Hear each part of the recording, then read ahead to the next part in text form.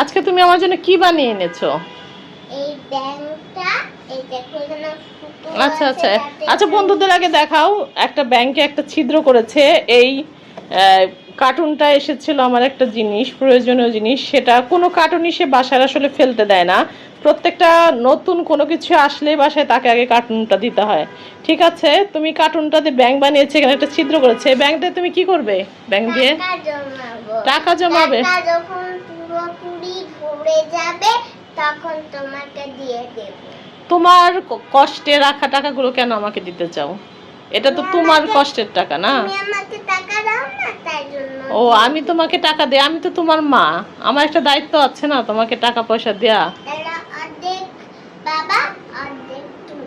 ও আচ্ছা, অর্ধেক বাবাকে দিবে, অর্ধেক আমাকে দিবে।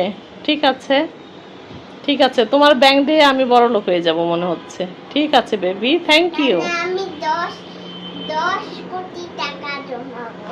10 কোটি টাকা? তুমি জানো কতগুলোতে হয়? তুমি জানো এই ব্যাংকে 10 কোটি আটবে কিনা? কতগুলো টাকা মিল 10 কোটি হয়, তোমার কোনো আইডিয়া আছে? প্রতিদিন 10 টাকা করে দিব, হয়ে যাবে। আচ্ছা, হ্যাঁ এটা সত্যি। তুমি যদি একটু একটু করে জমাও, একদিন যে সেই অ্যামাউন্টটাই অনেক বড় হয়ে যায়। না, 100 টাকা জমবে না, তাও 10 কোটি জমাবো। 10 কোটি জমাবে? ঠিক আছে, মানুষের যদি কি বলে এটাকে, যদি তোমার ইচ্ছা থাকে তাহলে তুমি অবশ্যই 10 কোটির মালিক হয়ে যাবে একদিন। ঈশ্বর যদি চায় আর তোমার নিজস্ব চেষ্টা যদি থাকে, সেটা তো জানো তুমি। তাহলে আমাকে দাও। কি দিব? টাকা?